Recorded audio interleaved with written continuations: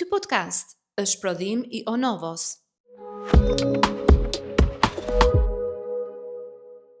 Në një botë që në fakt në ditët e sotme është mjaft frenetike, kërkojmë vazhdimisht të kemi përmirësime në trupin tonë dhe pikërisht ekziston një disiplinë që ka kaluar tashmë shekullin dhe krijuesi I saj, Joseph Pilates, ka krijuar pikërisht disiplinën e Pilates. Do të flas sot pikërisht për këtë disiplinë, për përmirësimin e posturës dhe për të gjitha benefitet që Pilates sjell në jetën tonë.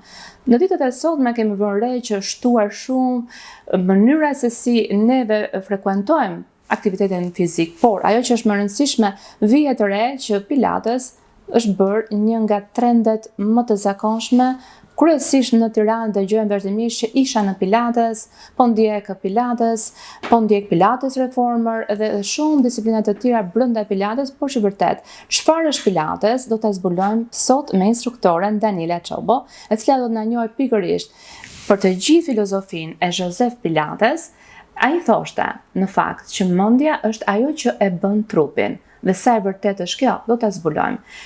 Përshëndetje dhe mirë se na erdhe për veten tonë, po e quaj për veten tonë sepse mendoj që pikërisht kjo disiplinë është shumë e vlefshme për të patur një kontroll të trupit ndaj mendjes. Të falenderoj që po I jep zë kësaj gjës, sepse sot është kthyer në trend në Shqipëri. E thash pak a shumë, por nuk është vetëm trend. Është nevojë pastaj. Do me thënë, vjen si form trendi, po pasaj është nevojë. Do me thënë, ti e kërkon, ta kërkon trupi. Nëse do lidheshim të flisnim për origjinën e Pilatesit. Pilatesi ka lindur si nevojë. Pra, është Joseph Pilates e krijoi nga nevoja. Ai ishte një fëmijë I sëmur, me azëm, me raketizëm dhe merrej me sporte të ndryshme, gjimnastik, boks, artet marciale, yoga, meditim, si për gjetur një mënyrë shpëtimi nga këto problematika që ai kishte. Gjatë kësaj periudhe, sepse ishte dhe vëzhgues shumë I mirë, domethënë ishte një njeri që kërkonte gjithkohës të përparonte mbi ato problematika që ai kishte. Se duke qenë se ishte shëndetlik, mendonte që patjetër aktiviteti fizik ishte I vetmi ilaç për trupin.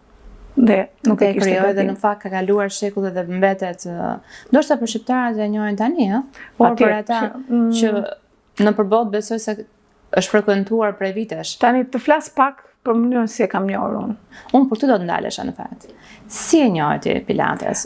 U dashurova që në momentin e parë, po e them në thojza me shikim të parë me këtë disiplinë apo ka natyrshëm?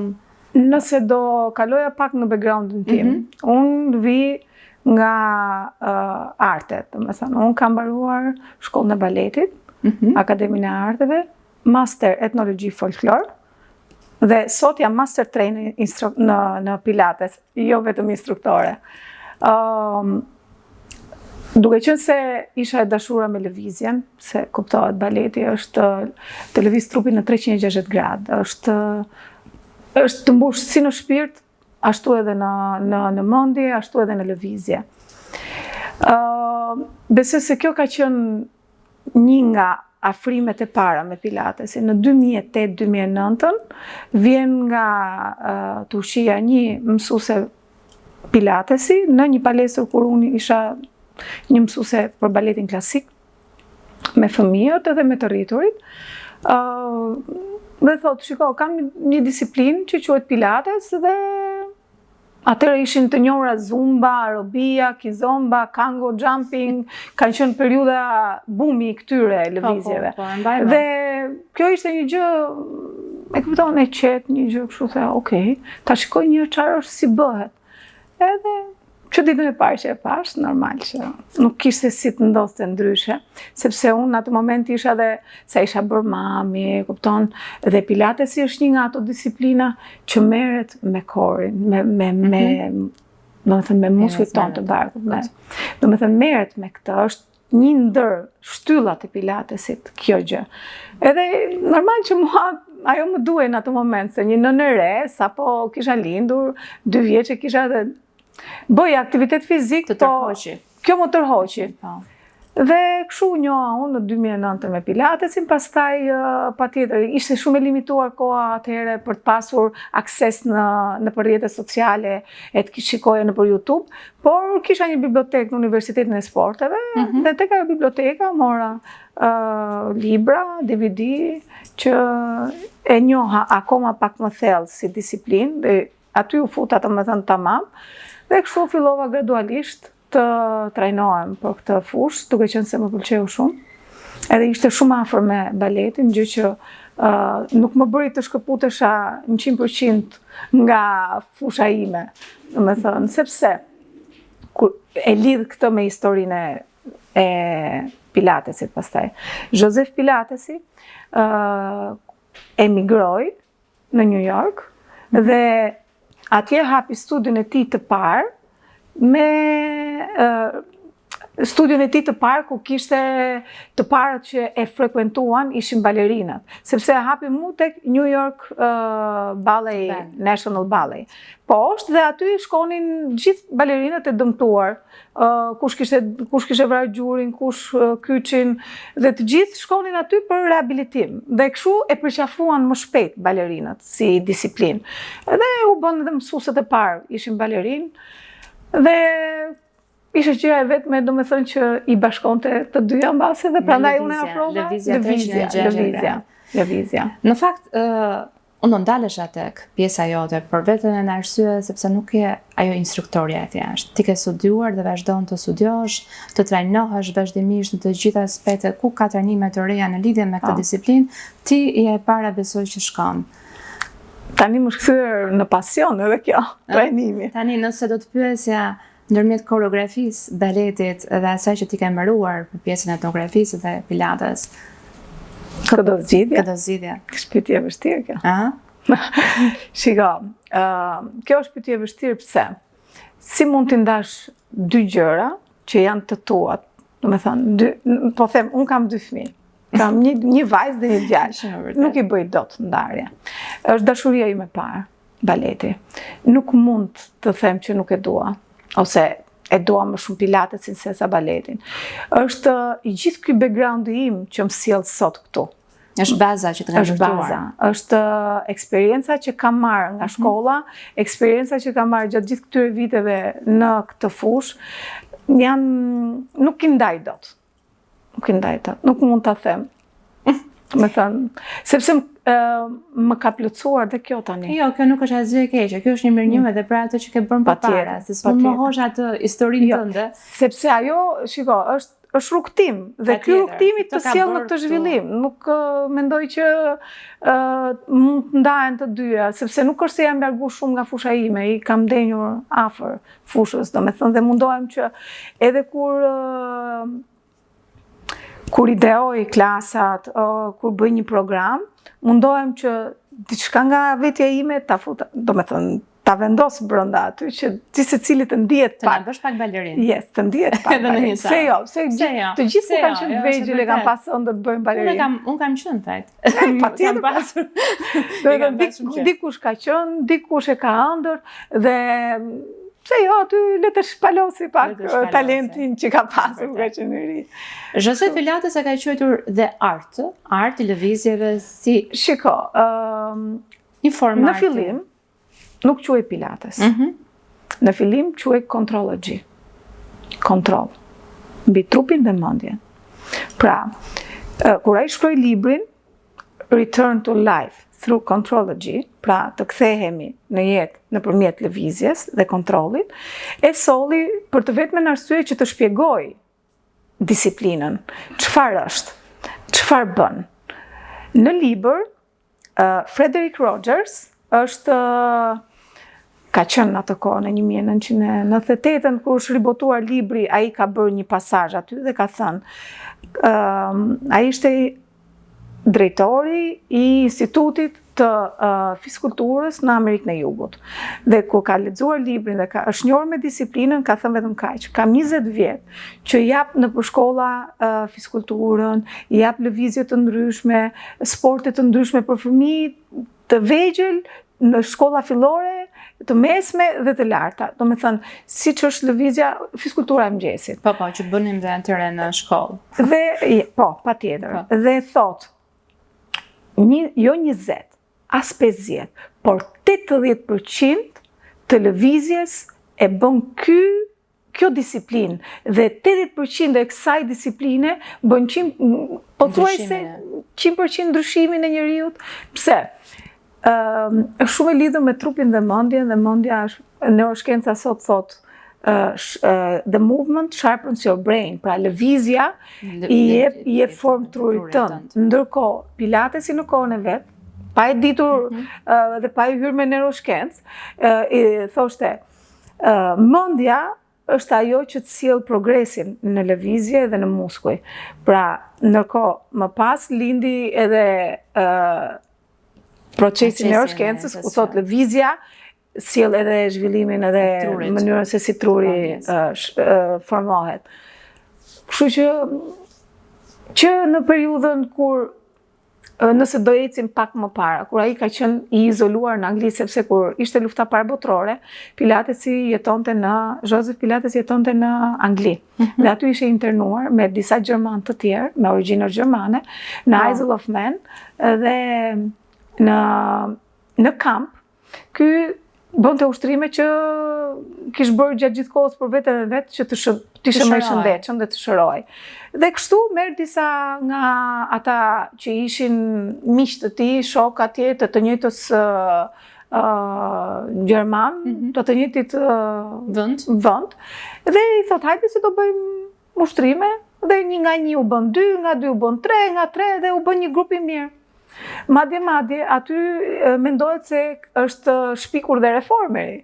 Po pra, në reformës unë në vizionin e këtyre fotove, po, e mbaj mend Joseph Pilates me këto krevatet, të themi në Shqip, po reformën që quhen Pilates. Po, këtu mendohet se lindi dhe bed, pra krevati.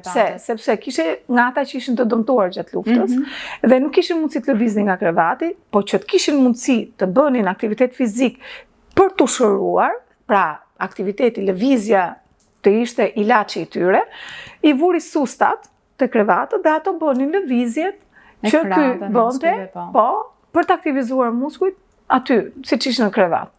Dhe kështu mendohet se ka lindur dhe reforme. Më pas, që të gjithë bënin ato ushtrime që ky kishte ideuar, erdhi libri Return to Life Through Contrology, që të kishin mundësi edhe të tjerë, edhe pse nuk kishin një krevat, ose një sustat, ose mjetet e nevojshme. Ose the chair, janë ato kariget. Po, janë ato pajisjet e tjera që i nxori më pas, të kishin mundësi të bënin këto pa pasur nevojë, pra me peshë trupi. Dhe ai bëri këtë libër ku në secilin pasazh të librit tregon ushtrimet me sekuenca fotografike se si duhet ekzekutuar. Janë diku ke 34 ushtrimet. 34 ushtrimet, po.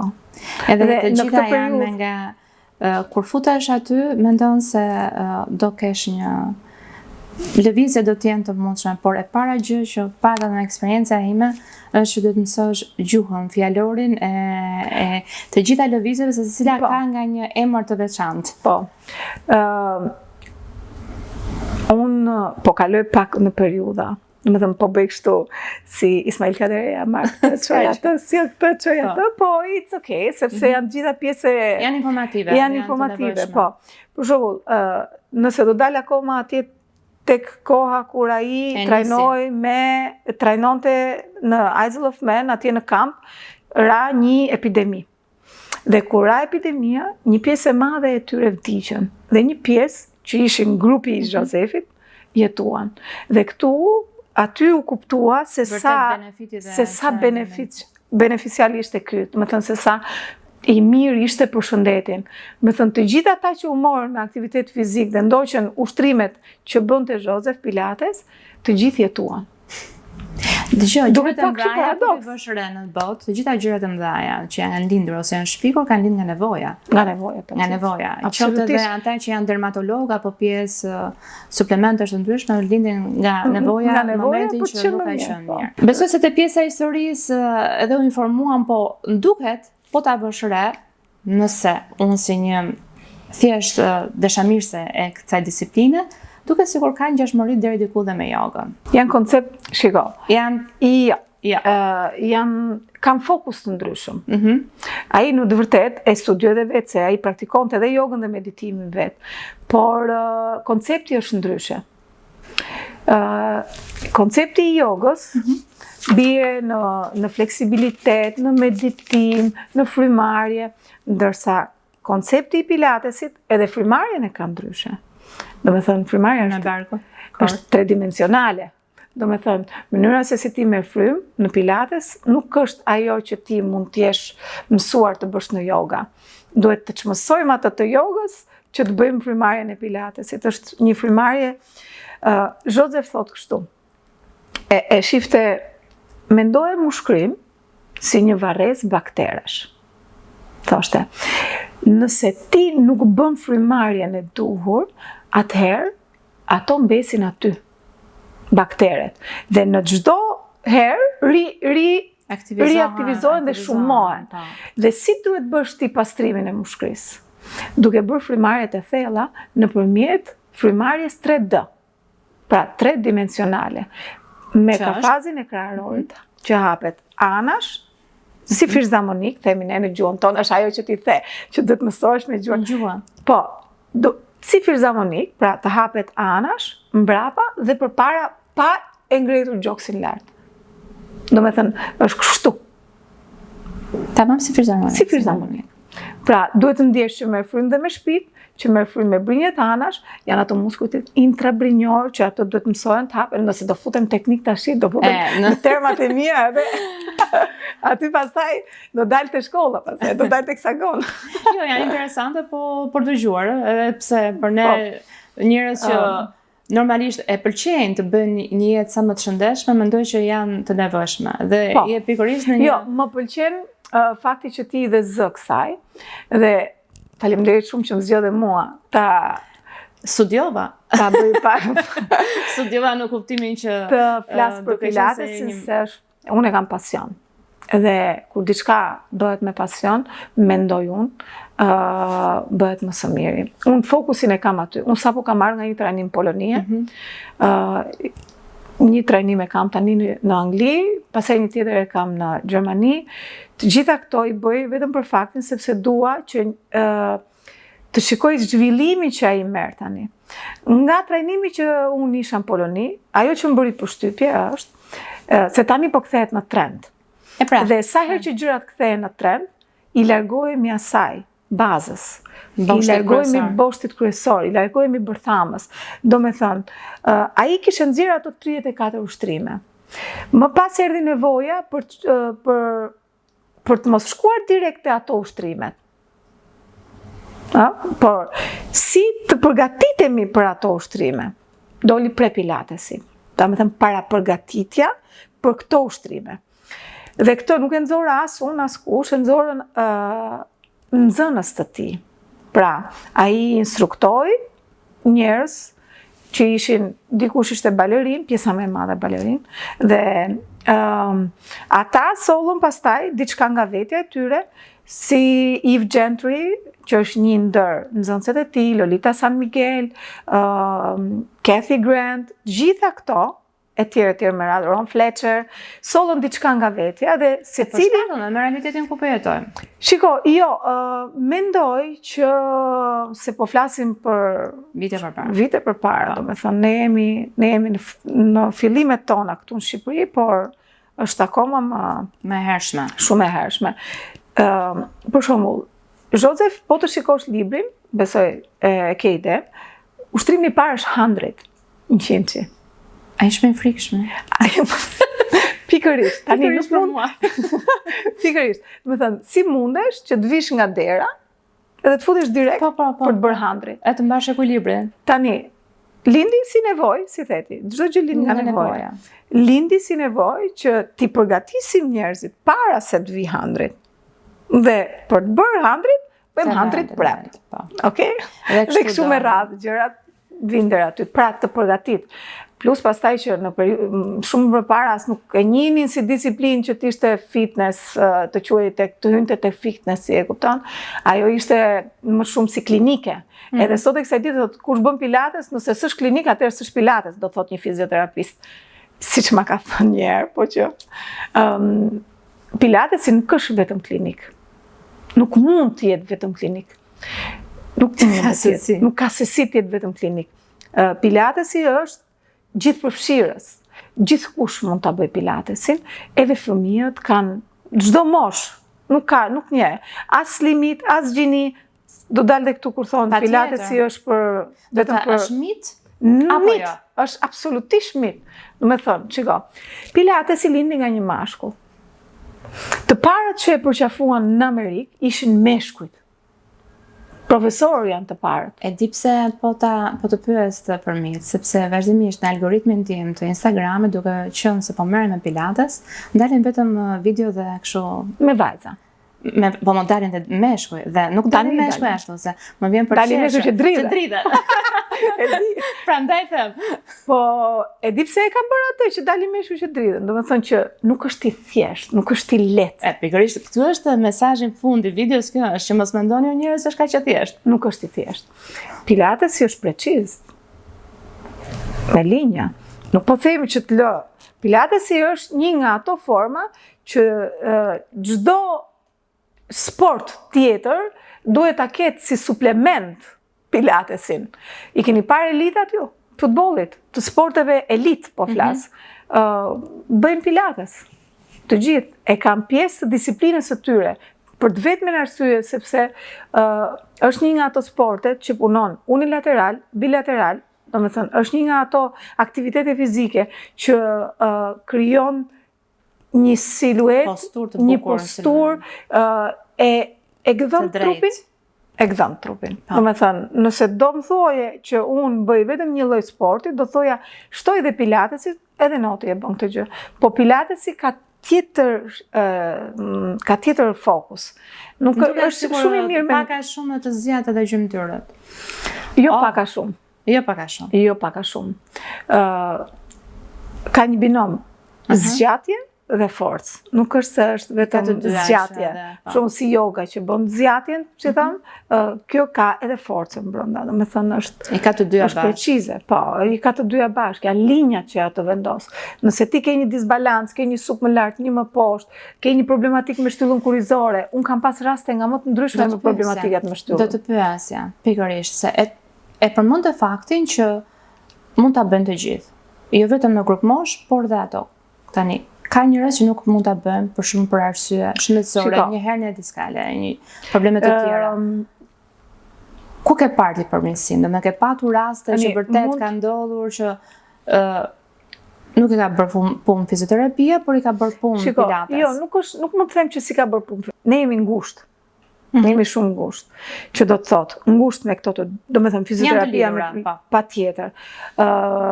Çdo fizioterapist, pasi mbaron terapinë manuale ose me pajisje, gjën e parë që bën është terapia ushtrimore. Pasi kalon dhe me terapinë ushtrimore, gjëja e parë që nëse është një fizioterapist që e njeh shumë mirë dhe disiplinën e pilatesit, patjetër që gjëja e parë që thot pasi mbaron dhe ai terapinë ushtrimore është merru me një aktivitet fizik, do të sugjeroja pilatesin. Më përpara fizioterapistët thonin jogën, se nuk e njihnin pilatesin. Në momentin që njohën disiplinën e pilates, jo të gjithë e njihnin, se ka dhe që e njihnin, se kanë studiuar jashtë, nuk flas, po flas në përgjithësi. Merru me pilates, dhe është i vetmi pas një problematike, sepse ti kur je në fazën akute, të një hernie akute, ose të një problematike me qafën, spondilatroze, të tjera, problematika me shtyllën, ose me gjurin, ose me supet, do me thënë borsitet, kam pas, nëse do të rreshtoja rastet e suksesit, do më thoje wow. Rasti im më i fundit është një vajzë që jam shumë krenare që ja kam arrit deri aty, jo se unë arrita vetë, patjetër ajo ka kryer një operacion shumë të rëndësishëm për sa i përket skoliozës, para disa vjetësh. Dhe nuk mendonte që mund të bënte një aktivitet fizik, si pilatesit, që ka shumë shtrirje dhe fleksibilitet në shtyllë. Unë jam mrekulluar dhe vetë se sa ajo arriti të eci, patjetër ku kemi raste të tilla ne punojmë me personal individual, patjetër. Nuk punojmë në grup. Unë kam në vendin ku unë punoj, që jam shumë falenderuese Repeatit. Repeati është një nga vendet që unë kam vite që punoj, por është i vetmi vend që mua më dha zhvillim.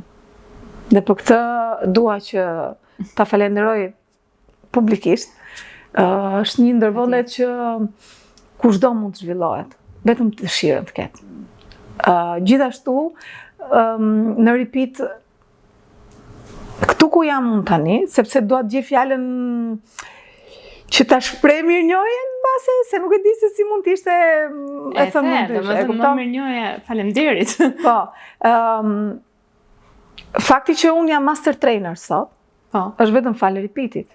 Në sensin patjetër punës time. Edhe punës tënde, sigurisht. Jo, sepse më dha mundësinë që ta shpalos veten, se këtë gjë unë e kisha, po shpalosja nuk është zhvillimi dhe ajo që dhe kthehemi te pjesa e personazhit që vërtet pati një ndryshim dhe kjo sot është futur në klasa.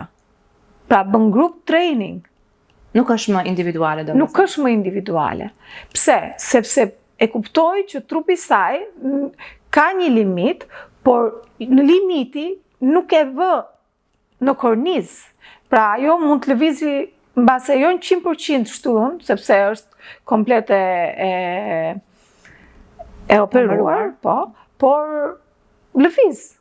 I bën të gjitha lëvizjet, të rregullon frymarrjen, thotë unë nuk kam më dhimbje, nuk ndihem shumë mirë. Kam raste të tjera që kanë qenë për operacion menisk dhe është sheshuar dhe nuk e ka bërë operacionin. Kam raste të tjera kur kanë pas probleme me bursitin, kanë kaluar me gjilpëra, dhe janë shpëtim jete. Do me thënë, ka raste nga ato që kanë shpëtuar operacionin e hernjes, vetëm nga lëvizja. Do me thënë, nuk e bëj unë.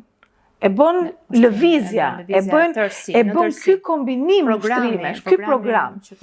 Unë bëj atë, bëj kombinimin më të mirë për problematikën që çdo individ ka. Kuptohet se nuk mund t'i bësh hedhje, jumping një njeriu që ka probleme me mesin ose me gjurin, e kupton? Nuk këto gjëra nuk i bën dot, kuptohet. Po që kjo është, mendoj që është sukses dhe efikas, po. Dania, doja të pyesja, nëse ti shikon një trup në palestër, arrin ta kuptosh se çfarë tani unë jam bërë skaner. Po sepse normale është. Syri im sot, shiko, në fazën ku jam unë kam filluar dhe ti psikologjisë njerëzit. Po besoj se kjo është gjë e rëndësishme për profesionin tuaj. Do me thënë, nuk ka nevojë as të flasim. Tani unë jam në fazën ku nuk ka nevojë as të më flasin, se e di çfarë do më thonë, e di çfarë duan, e di ku janë. Train your eye, do me thënë, me kalimin e viteve, eksperienca të bën që ti të trajnosh syrin. Shikosh ku janë disbalancat e gjithë cilit. Do me thënë, unë vinë në një pikë ku jam gjithkohës që duke pa njerëz, për shumë ajo ka një supë më poshtë, kjo e ka themër, kjo ecë me këmbë kështu, kjo çika vetë. Do me thënë, jam gjatë gjithkohës duke sjell linjën. E kupton? Okej, çfarë mund të punoj me këtë për ta sjellë në linjë? Duhet bëj këtë. Okej, kjo do ngjet 2 cm. Do me thënë, të me vizore. Si stilist i trupit, si një kurator imazhi, po në lidhje me pjesën... Më pëlqen. Të pëlqen. Fundet edhe të arti. Po patjetër, kjo është mos e art, po art për trupin. Ky është zhvillimi më i madh. Zakonisht kur vihet, jo vetëm në pilates, po në çfarë lloj disipline, ne presim rezultatin. Kur vjen ai rezultati? Okej. Se shpytja që gjithmonë bëhet, edhe bëhet kryesisht në periudhë pranvere që vajzat të jenë sa më të kuruara për në periudhën e plazhit. Okej. Josefi ka një shprehje për këtë, ku thotë, në 10 seancat e para ti njihesh me disiplinën, me 10 seancat e dyta ti e ndjen ndryshimin te vetja jote. Në të 30 seanca, pra në 10 seancat e treta, ti e trup dhe mendje ndryshe. Arritet e kontrologjia. Yes. Bravo. Tashi, përveç se pjesës ushtrimeve fizike, një benefit akoma më i madh është nëse ne kemi edhe një jetë të shëndetshme në lidhje me ushqimin, me ato që ne ham. Tani këto gjërat janë patjetër të shumë lidhura bashkë. Tani nuk mund të ndash. Patjetër që po, është hyn gjenetika, janë shumë faktorë që ndikojnë në një, por ajo që është më decizive është konsistenca. Të qenurit konsistent. Ti nuk mund ta fillosh një ditë ta bësh, pastaj 10 ditë jo, pastaj do bësh 10 ditë dhe i bëra 10 seancat e para. Nope. Nuk do ashtu. Janë 10 seanca, nëse do t'i bësh konsistent. Do të thënë, nëse ti je konsistent aty, mjaftueshëm janë 3 herë në javë. Jo, edhe këtu në javë. Edhe këtu do ishte pak individuale. Mund të fillohet me 2-3 herë në javë dhe gradualisht pastaj mund të shtohet dhe të bëhet dhe 5. Por nëse kombinimet pastaj janë edhe me strength training, atëherë është tjetër gjë, është ideale. Pra, nëse ti ndjek 3 herë në javë pilates, mendimi im, dhe 2 herë në javë bën 1 herë cardio, 1 herë strength, that's it. Çfarë do më? Po kur nuk e kohë? Çfarë mund të bësh në 10 minuta apo 20 minuta që ja dedikon vetes, por në kushtet e shtëpisë? Nuk jam fare. Je kategorike e prerë. E kësaj gjëje, do të thënë, ti gjithmonë do gjesh kohë për veten, edhe 30 minuta, edhe 25. Edhe 25, at least. Ka klasat ideuara 30 minuta, 25 minuta, madje do të tregoj një histori që kjo daton që nga koha kur Josefi hapi studion e vet, ku çdo njeri, nuk ishte njeri atje instruktor që të rinte, të shikonte si i bëje, si bëje. Ai kishte këto ushtrimet në disa korniza, të vëna në frame, në mur, secili futej aty, shifte frames, shifte ushtrimet, bënte ushtrimin, sepse aty ishte korniza e ndarë, me sa herë do ta bësh, si do ta bësh frymëmarrjen, bënte ushtrimin, i ikte nga dalë, i jepte Klarës që ishte ajo. Apo instruktorja? Jo, ajo ishte asistentja e tij. Jo, asistente se u bë bashkëpunëtarja e tij pastaj, e kupton? Se ato u njohën bashkë në anije duke ardhur për në New York, e kupton? Edhe aty pastaj ndenjën bashkë, ajo ishte me profesion, ishte infermiere, edhe po ta shikosh dhe fotot janë, ajo e veshur gjithkohës si infermiere. Ai është gjithkohës me boxer, e kupton? Me bluzë me t-shirt të bardhë ose me në një golf, edhe me boxer, është gjithkohës. Dhe ajo vinte për shkakun vetëm shikonte në një çik, shikon në një gjë të vogël kështu, po jo të thoshte shiko se bëhet kështu, shiko se bëhet ashtu. Dhe i rrite një $5 ke xhepi dhe ikte. Domethënë nuk kishte asnjë gjë kështu, po një seancë. Hynte, dilte, bënte çfarë rekord 20 minuta gjysore, frenetike jeta në New York. Edhe ikte pastaj. Domethënë nuk është e thënë që nuk është e thënë që ti duhet bësh patjetër 2 orë, 3 orë palestër. No, 45 minuta bën dhe mbaron punë. Ka klasat ideura për 30, 45, 50, 60 minuta. That's it. Kështu funksionon gjithandej. E gjen kohën. E gjen kohën. Madje edhe këtu ku jemi tani, bëjmë një teaser edhe. E morëm. Do na e bësh në fund duket. Të gjithëve si ekip. Po do t'ju bëj. Edhe është. Shiko, unë kam fakte interesante dhe mund të rrinim këtu edhe me orë, kupton? Ka qenë fotografi i Josefit. Ai që neve na ka bërë sot, kemi fotografi nga ai. Gjën e parë që bëri, ku shkoi, do bënte fotografi dhe shikon Josefin me ato bokserat, e kupton?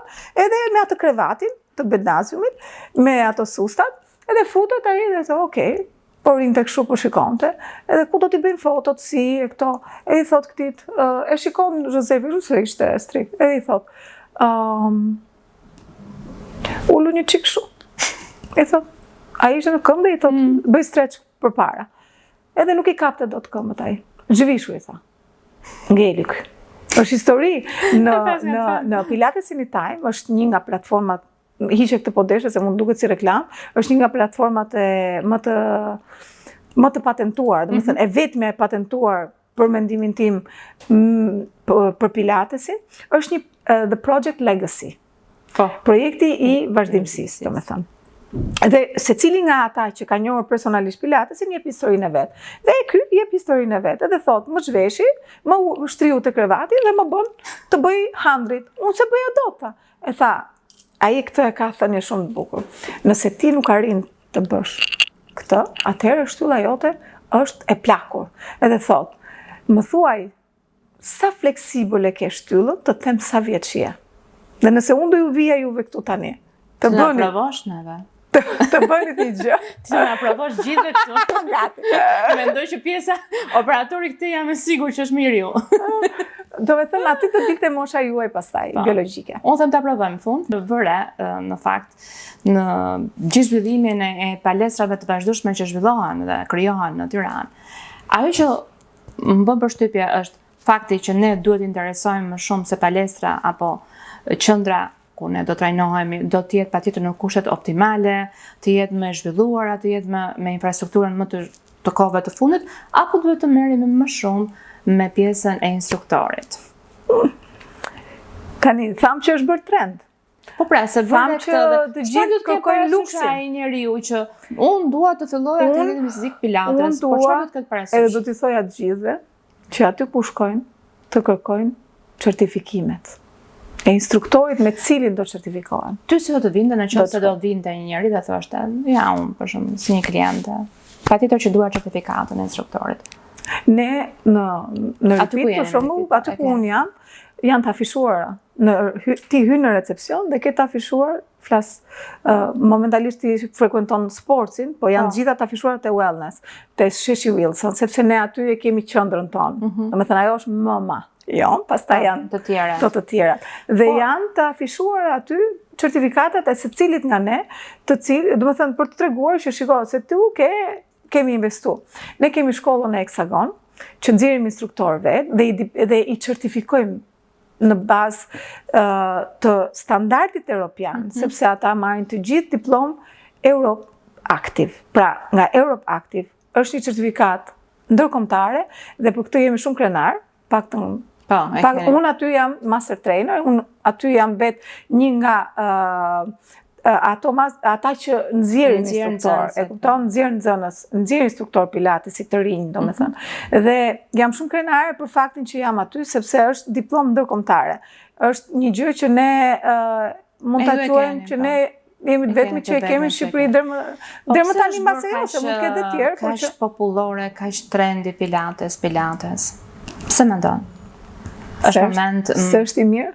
Sepse është nevojë pastaj, nuk është më trend.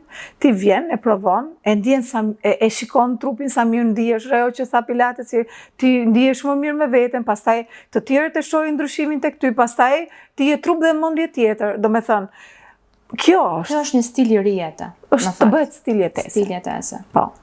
Është fiks stil jetese pastaj. Ti nuk rri dot, sepse ti më përpara ti e ke njohur veten me dhimbje. Kur ke fillu pilatesin, ke thënë, ua, se kam atë dhimbjen e shpinës. Ua, po më ka ikë dhe dhimbja e qafës. Ua, po unë rrit drejt. Unë punoj edhe s'më dhëm shpina. Ka sporte të ndryshme, kështu disiplina të ndryshme, por si pilatesi nuk besoj se të bën të ndihesh mirë asgjë tjetër. Nga fjalori pilates, kë fjalë përdor më shumë? Merr frym, nxjerr frym. Merr frym dhe nxjerr frym, do ta provojmë së fundmi tani me gjithë ekipin. Për frymarrjen tridimensionale. Mendoj që janë disa fusha të jetës, edhe menopauza. Po, që mendoj që dhe pre dhe postnatali. Domethënë, se tham, a është gjithë përfshirës? Po, është gjithë përfshirës. Ndihmon shumë. Në shumë aspekte, edhe për ata që janë para menopauz është low impact, do të thënë nuk është high impact.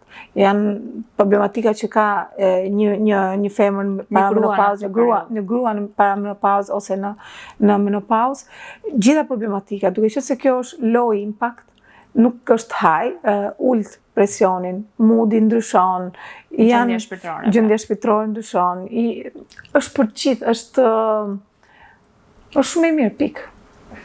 E dëgjuat besoj shumë mirë se sa e rëndësishme është të merresh me pilates. Jo vetëm me pilates, në fakt, por me të gjitha aktivitetet fizike. Dhe kur flasim për të gjitha grup moshat, është shumë e rëndësishme të merremi me veten. Dhe jemi pikërisht në podcastin që flitet për këtë gjë. Të kujdesesh për veten dhe të respektosh veten në limitet e tua. Patjetër. Unë të falenderoj shumë për gjithë informacionin. Jam e sigurt që dhe pjesa e historisë Joseph Pilates, edhe pse mund të jetë dëgjuar dhe ndonjëherë edhe e ke mbezuar, por ajo mënyra se si e ke shpjeguar gjithë historinë e tij shtuar këtu edhe pjesën e dashurisë dhe të përkushtimit tënd profesional, është një rrëfim shumë i bukur sot për të filluar një stil të ri jete. Unë të falenderoj edhe ne kemi si zakon që t'japim një dhuratë nga Onovo, që besoj se të gjithë ata që merren me aktivitete fizike kanë shumë të rëndësishme dhe marrjen në vazhdueshme të suplementeve. Dhe besoj se do të pëlqej në lidhje me pikërisht me kockat. Bone joint and cartilage. Kështu që është e përshtatura dhe më mirë me aktivitet fizik dhe me atë që na duhet në lidhje me së brendshmin në trupin. Vitamina D for life. Atëherë, faleminderit shumë që na ndoqët. Vazhdoni të na ndiqni në YouTube, në kanalin e Onovos, për veten.